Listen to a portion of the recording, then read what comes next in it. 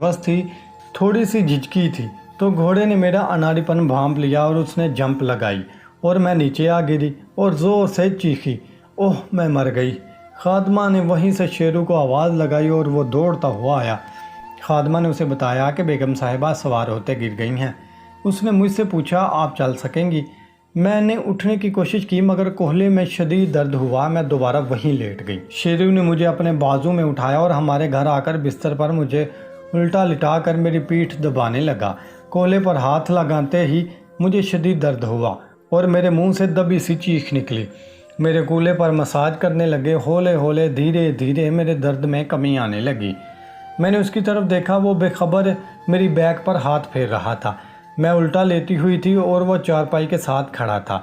मैं अपना हाथ सीधा करने लगी तो वो किसी सख्त चीज़ से जा लगा। मैं चौंक कर इधर देखा तो वो मेरी नज़र तंबू पर पड़ी जो कि उसकी कमीज़ ने तान रखा था। वो ऐसी सादगी की हालत में था। तंबू की अठान अच्छी खासी ऊंची थी, कोई भी उसे देख सकता था, मगर नौजवान आदमी के लिए कंट्रोल करना मुश्किल होता है। मैंने शलवार भी ऐसी पहनी हुई थी कि जिससे बहुत कुछ दिखता था। उसके हाथ बहुत कुछ महसूस कर चुके होंगे। उसने मेरी वही टांग वही पाँव पकड़कर ऊपर उठाई और फिर मेरी रान के अंदरूनी तरफ मसाज की सूरत में हाथ फेरा। मेरी रान उसने पेट के साथ लगाई तो मैंने उसका राड अपनी रान से लगते हुए महसूस किया और एक करंट सा मेरे सारे बदन में दौड़ गया। मुझे अजीब सा महसूस होने लगा। उसने टांग नीचे निकाली और मुझे सीधा लेटने को कहा। मैं सीधी लेटी तो उसने पूछा, सीना या सर में दर्द तो नहीं, और मेरे से दबा कर देखने लगा। उसके दबाने का अंदाज़ बड़ा प्यारा लगा मगर जल्द ही उसने उनको छोड़ दिया। वो काफ़ी मोहतात लग रहा था। अब उसका तंबू मेरे सामने था। मैं उसके तनाव को ना देखने की नाकाम सी कोशिश करती रही। फिर दिल मचलता तो इन आँखियों से उसे देखने लगती। शेरू सभी जान चुका था कि गुड़ी गल गई है। वो तंबू को खुजाने लगा। मेरी आंख पलक झपके बिना ही देखने लगी। उसने खादमा से कहा कि तेल गर्म करके ले आएं। खादमा जो एक तरफ होकर खड़ी थी बाहर निकल गई।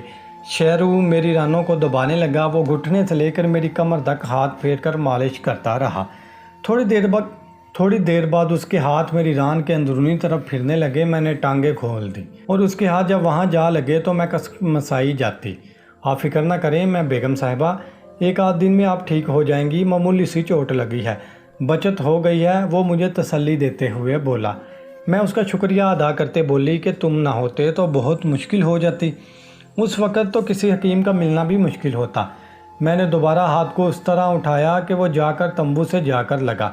मैं इस टो में थी कि तंबू के पीछे क्या है। हाथ लगते ही मुझे उसके तनोमंदी और सख्ती का अंदाज़ा हो चुका था। दिल तो चाहा कि ले लूं और दबा कर देखूं मगर मौका महल ना था। खात्मा गर्म तेल ले आई तो शेरू ने उसे बोला कि कोहलों पर और कमर पर तेल की मालिश करे और सोने से पहले गर्म दूध में हल्दी मिलाकर पिलाई जाए। वो डॉक्टर की तरह हदायत दे रहा था। मैंने देखा खादमा की मौजूदगी की बदौलत उसका तंबू काफ़ी कम हो गया था। वो मुझे तसल्ली देते हुए कमरे से निकल गया। मैं चाहती थी कि शेरू खुद मालिश करता, अपने हाथों से तेल लगाता और फिर हाथों से रगड़ता और उसके हाथ फिसल जाते और मैं निहाल हो जाती। शायद वो मोहतात था या अभी कच्चा नादान समझ ना सका ये बज़्म में है या कोहता दस्ती में, महरूमी में जो भरकर खुद उठा ले, हाथ में ना उसका है। खैर कहाँ तक बच पाएगा, अब तो उसको छू बैठी हूँ। अब तो उसकी सख्ती को आजमाना है, उसकी अकड़ को ढीला करके छोड़ना है। खादमा ने तेल से मालिश की तो काफ़ी आराम महसूस हुआ। इतने में कामरान भी आ गए। मेरे गिरने की वजह से काफ़ी परेशान हुए। मैंने कहा इतना ज़्यादा परेशान ना हो, चोट मामूली है, 1-2 रोज़ में ठीक हो जाएगी। इंतखाबात की गहमा गहमी थी और कामरान हयात की पार्टी इस हिस्सा में ले रही थी। इंतखाबात की गहमा गहमी थी और कामरान हयात की पार्टी उसमें हिस्सा ले रही थी। इलाके का एक मारूफ और बासर ज़मींदार होने की वजह से कामरान पर काफ़ी जिम्मेदारी आती थी। पार्टी की तरफ से जो कौमी असम्बली के लिए उम्मीदवार था वो कामरान का बहुत अच्छा दोस्त भी था और कामरान उसके लिए काफ़ी टाइम दे रहा था। इंतखाबी जलसों और जुलूसों की वजह से वो अब घर को भी टाइम नहीं दे पा रहे थे, इसलिए वो परेशान भी थे। मैंने उनको बोला कि घर और डेरादारी के मुतल्लिक फ़िक्र ना करें, मैं हूँ ना। वैसे भी अपनी सास की वफ़ात के बाद मैं ही घर बार की निगरानी करती थी, इसलिए मैंने काफ़ी यकीन दहानी कराई। कामरान फ्रेश अप होकर आए तो खादमा ने डिनर चारपाई के साथ ही लगा दिया था। डिनर के बाद मैंने हल्दी मिला दूध लिया। खादिमा बर्तन समेट कर ले गई तो कामरान आए तो मुझसे बोले, देखो तो कहाँ चोट लगी है। मैंने शलवार नीचे सरकाई और अपने कोले पर हाथ रखकर बताया कि ये जगह दर्द करती है। उन्होंने धीरे धीरे से हाथ से मालिश की और इसी जगह एक बोसा भी सबत कर दिया। मैं भी खुश हो गई कि मुद्दत के बाद आज शायद इस चोट की बदौलत मेरी कश्ती किनारे लग जाए। वो थोड़ी देर मालिश करते रहे। मैं गर्म होने लगी। मैंने पाँव की मदद से अपनी पतलून उतार दी और अपनी टांगें खोल दी। मैंने उनका हाथ पकड़कर टांगों के बीच में रखा और उसे रानों में दबा लिया। उन्होंने अपना हाथ खींच लिया और कहा, मुझे नींद आ रही है।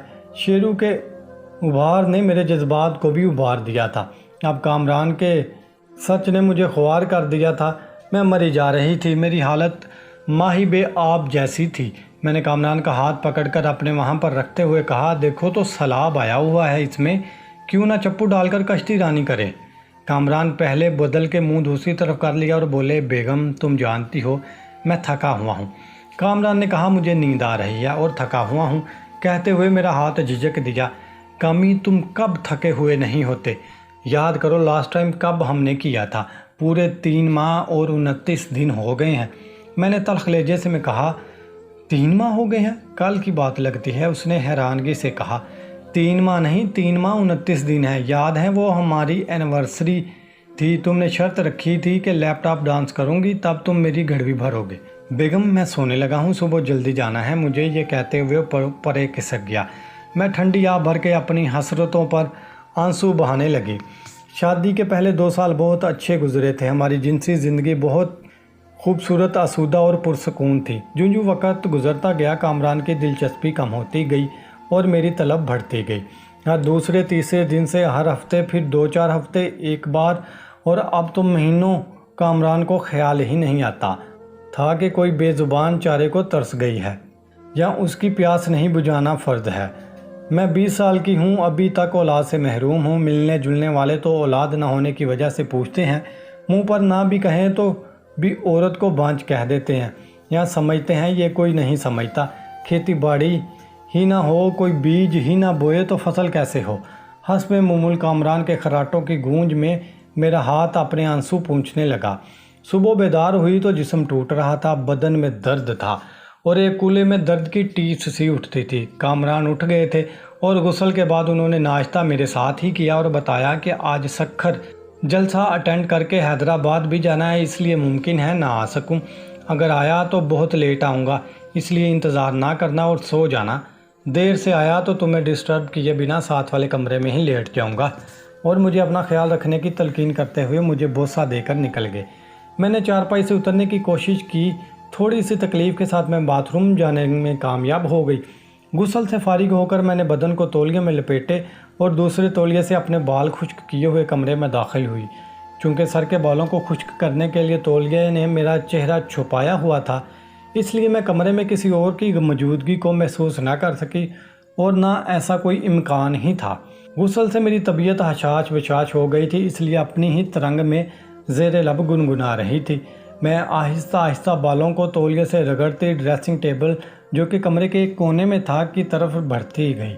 मेरी गुनगुनाहट अब ऊंचे सिरों में बदलने लगी।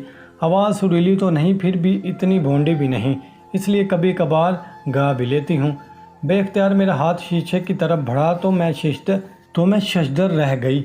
मेरा हाथ उठा रह गया और मैं बेयकीनी के साथ सख्ते के आलम में उसे देखती रही। फिर ख्याल आया कि शायद ये मेरा गुमान हो। भला शेरू इस वक्त मेरे कमरे में। मज़ीद तसल्ली के लिए मैंने मुड़कर देखा तो वो सोफ़े पर शेरू को बैठा पाया। मैं बेख्तियार कुर्सी से उठ गई। मैंने तौलिए से अपने शाने ढांचे। शेरू इस वक्त तुम यहाँ? बामुश्किल आवाज़ निकली। शेरू भी खड़ा हो गया और बोला, जी मैं आपकी तीमारदारी के लिए आया था मगर अब मौजूद ना थी, सोचा इंतज़ार कर लूँ। अपनी गुस्ताखी के लिए माजरत ख़्वाह हूँ। यह कहते हुए उसने मेरे सरापे पर एक भरपूर नज़र डाली और ताब ना लाते हुए शीशे में देखने लगा। मैंने उसे बैठने के लिए कहा और तीमारदारी के लिए शुक्रिया अदा करते हुए कुर्सी पर उसकी जानिब पीठ और शीशे की तरफ मुँह कर बैठ गई। क्योंकि मैं सिर्फ तौलिया लपेटे हुए थी, अगर उसके सामने बैठती तो मेरा बहुत कुछ दिख सकता था। अब मेरे पीछे सोफे पर शेरू बैठा था, मगर शीशे में से उसे देख सकती थी। मुझे इतनी जल्दी आपके ठीक होने की उम्मीद ना थी। मैंने समझा 1-2 दिन तो आप रेस्ट करना होगा, तब जाकर आराम आना शुरू होगा। उसने कहा तो मैं मुस्कुरा दी। मैं आपके लिए कुतुब लाया हूँ कि बेस्ट रेस्ट के दौरान टाइम पास करने के लिए मुतालिया बेहतरीन हरबा है। ये कहते हुए शेरू उठकर मेरे पास आया और 2 किताबें मेरे हाथ में दी। मैंने हाथ बढ़ाया तो मेरे एक शाने से तौलिया खिसक के नीचे पीठ के पीछे हो गया। मैंने उसे दोबारा शाने पर लेने की बजाय शेरू के हाथ से किताबें पकड़ ली। एक थी AR खातून की लिखी हुई शम्मा और अख्तर शेरानी की रोमानवी गज़लों की किताब कुलियात। अख्तर शेरानी, आपका ज़ौक़ तो बहुत अच्छा है। शेरदिल भी, ये शम्मा तो मैं हाई स्कूल में पढ़ी थी। अख्तर शेरानी की भी मैं फ़ैन हूँ। मैंने उसके अच्छे ज़ौक़ की दाद दी और पूछा, और भी किताबें होंगी आपके पास? जी हाँ, मेरी लोकेशन काफ़ी है। आपको किस किस्म की किताबें चाहिए मिल सकती हैं। शेरू ने शीशे में मुझे देखते हुए कहा, मुझे रज़िया भट्ट की साइका की तलाश है। मैंने मूवी तो देख रखी है, मगर अभी तक नावल नहीं पढ़ सकी। मैंने भी शीशे में ही उसको देखते हुए कहा, उम्मीद है मिल जाएगी। वैसे क्यों नहीं आप मेरे गरीब खाने आकर मेरी लाइब्रेरी देखें और अपनी पसंद की किताबें ले आएँ। आप मेरी गैर हाज़िरी में भी आ सकती हैं। क्यों, तुम ताला नहीं लगाते क्या? मैंने पूछा। ताला तो लगा होता है, मगर ताले की चाबी दरवाजे के साथ गमले के नीचे रखी होती है। अपने पास नहीं रखता, कहीं गुम ना हो। आप किसी वक्त भी आ सकती हैं। चाबी लें, दरवाज़ा खोल के लाइब्रेरी से मुस्तफ़ीद हों। वहाँ आपको हर किस्म की किताब मिल जाएगी। हर किस्म की किताब से तुम्हारा मतलब? मैंने उसकी आंखों में देखते हुए पूछा और मुस्कुरा दी। जी, मेरा मतलब हर कोई अपने ज़ौक़ के मुताबिक किताब ढूंढ सकता है। उसने भी मुस्कुराते हुए कहा, अच्छा फिर तो ज़रूर आऊँगी। हो सकता है मेरे ज़ौक़ की भी कोई चीज़ मिल जाए।